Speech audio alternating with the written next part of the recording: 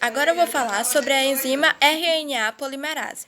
À medida que ela vai se deslocando no DNA, ela vai realizando a transcrição e produzindo RNA.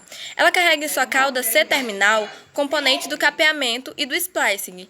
O capeamento ele ocorre logo que o pré-RNA mensageiro ele inicia sua saída do RNA polimerase. E conforme ocorre essa síntese de introns e exons em sua extensão, os complexos proteicos eles vão ser chamados de SNRPS e eles vão se ligar aos respectivos sítios para dar início ao splicing, que é um mecanismo similar, onde ocorre também a poliadenilação da extremidade 3'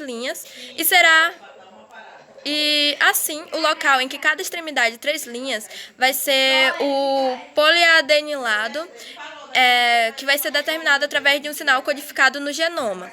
Esses sinais eles vão ser transcritos na fita de RNA e reconhecidos por proteínas de ligação ao RNA e por enzimas do processamento RNA.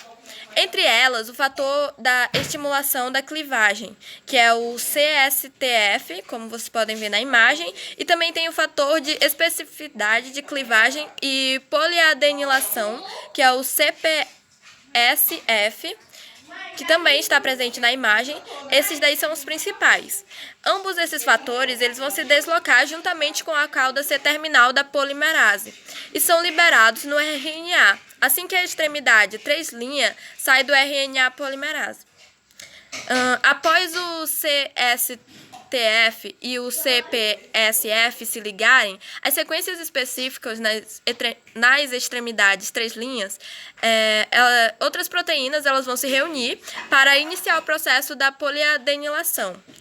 Bom, primeiramente, a fita do RNA ele vai ser clivado no local em que essas proteínas se associam e, em seguida, a enzima poliamerase, que é o PAP, ele vai adicionar aproximadamente 200 nucleotídeos à extremidade 3' clivada. Algumas dessas proteínas elas vão permanecer ligadas à cauda poli-A, enquanto o RNA mensageiro ele é transportado para o citoplasma para auxiliar no direcionamento da síntese de proteínas. O tamanho da cauda ele vai ser determinado pelas proteínas de ligação a poli-A, que é o PAB, que reúne a cauda poli-A em formação. Porém, no entanto, esse mecanismo ainda é pouco reconhecido, mas algumas dessas proteínas elas permanecem ligadas à cauda poli-A, enquanto o RNA mensageiro ele vai ser transportado para o citoplasma para auxiliar no direcionamento de síntese de proteínas. Com o fim de toda essa adição da cauda poli-A, o pré-RNA mensageiro ele passa a ser chamado de RNA mensageiro maduro e pronto para ser transportado para o citoplasma. Bom, agora eu vou dar continuidade falando sobre o splicing.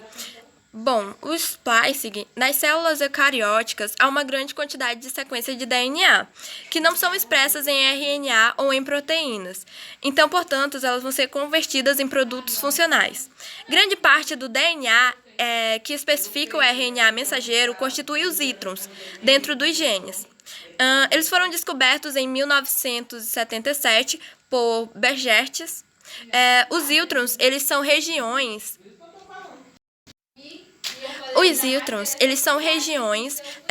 dos genes que não codificam qualquer proteína, embora eles façam parte da transcrição inicial.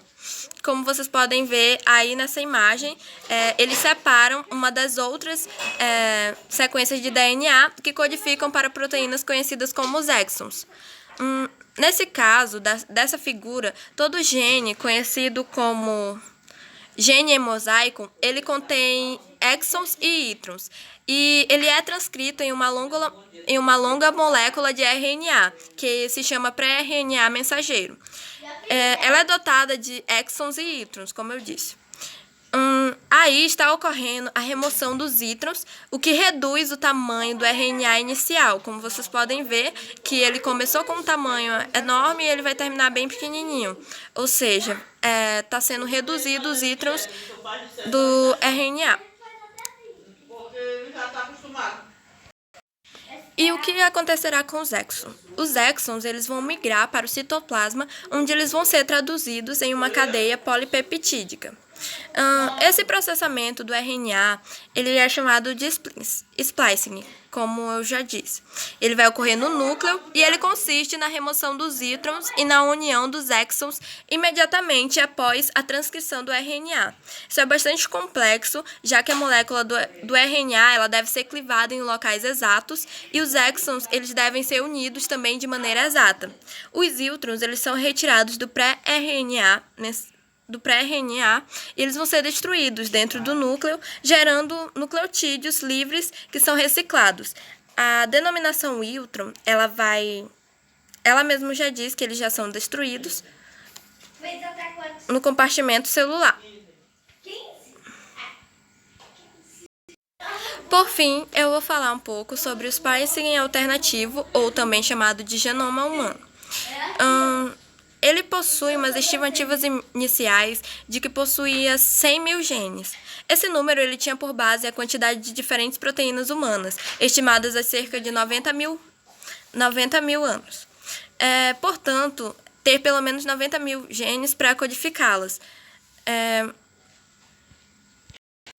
Nisso vai ocorrer uma redução nos números de genes presentes na espécie humana, que hoje é explicado pela sua grande versatilidade, graças a um mecanismo chamado splicing alternativo, que é a edição alternativa ou processamento alternativo.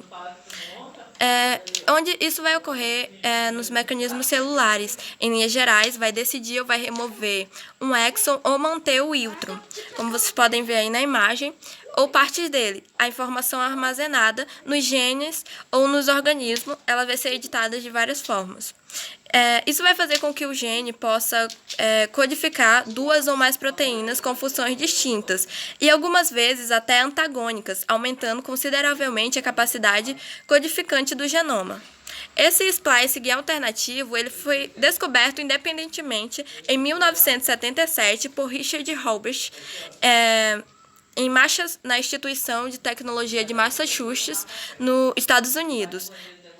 Ele explica a diferença entre o tamanho modesto do conjunto gênico da espécie humana e a elevada complexidade do proteoma, que é o conjunto de proteínas de uma célula, que foi um termo criado em 1995 pelo pesquisador Mark Winks.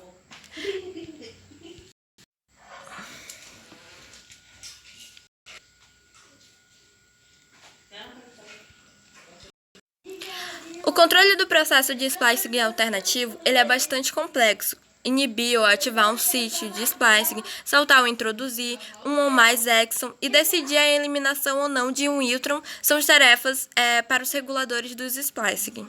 Tais reguladores eles são proteínas que se unem ao RNA em posições chaves e vão atuar de maneira positiva, escolhendo um sítio de splicing e não outro, por exemplo, ou negativa, bloqueando um sítio de splicing para evitar que um exon faça parte do RNA mensageiro.